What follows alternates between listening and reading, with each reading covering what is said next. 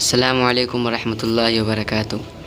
حضرت ایک مسئلے کی وضاحت فرما دیجیے کہ وطر کی نماز میں اگر دعا قنوت پڑھنا بھول جائے تو کیا حکم ہے؟ نماز ہو جائے گی یا نہیں ہوگی؟ وعلیکم السلام ورحمۃ اللہ تعالی وبرکاتہ۔ وطر کی نماز میں اگر دعائے قنوت پڑھنا بھول جائے اور آخری رکعت کے رکوع میں چلا جائے تو اب اس کے لیے حکم یہ ہے کہ نماز مکمل کر کے آخر میں وہ سجدہ سہو کر لے۔ سجدہ سہو کر لے گا، اس کی نماز وطر کی مکمل ہو جائے گی۔ اور اگر رکوع میں جانے سے پہلے یاد آ جائے تو اب کیا کرے، وہ دعائے قنوت پڑھ لے اور اس کے بعد سجدہ سہو کرنا ضروری نہیں ہے، سجدہ سہو نہیں کرے گا۔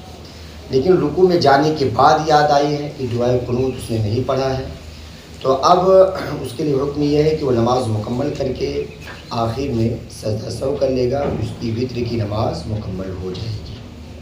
حضرت ایک اور مسئلے کی وضاحت فرما دے کہ کھڑے ہو کر پیشاب کرنا کیسا ہے، اور پیشاب کا قطرہ یا چھینٹ کپڑے پر پڑ جائے تو کیا حکم ہے؟ نماز ہو جائے گی یا نہیں ہوگی؟ جی، کھڑے ہو کر پیشاب کرنا یہ درست نہیں ہے۔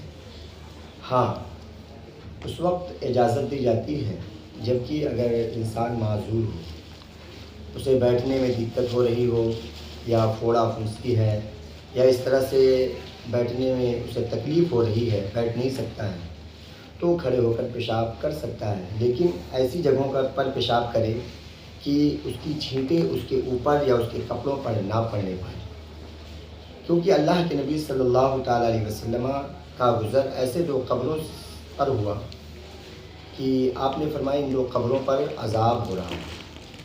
تو فرمایا ایک کے قبر پر اس وجہ سے عذاب ہو رہا ہے کہ یہ پیشاب کی چھینٹوں سے نہیں بچتا تھا، اور دوسرے کے قبر پر فرمایا اس وجہ سے عذاب ہو رہا ہے کہ یہ چغل خوری کرتا تھا۔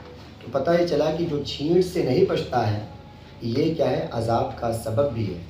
اس لیے پیشاب کے چھینٹوں سے بچنا ضروری ہے اور بیٹھ کر پیشاب کرنا ہے۔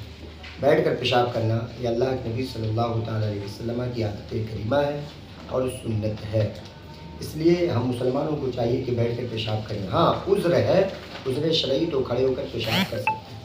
البتہ پیشاب کے قطروں اور چھینٹوں سے چھینٹیں اگر کپڑے پر لگ گئی تو اب کیا حکم ہے؟ اس کے لیے یہ ہے کہ پیشاب نجاست غلیظہ ہے، اگر 1 درہم سے زیادہ کپڑے پر لگ گئی تو اب اسے چاہیے کہ کپڑا پاک کیے بغیر نماز نہ پڑھے۔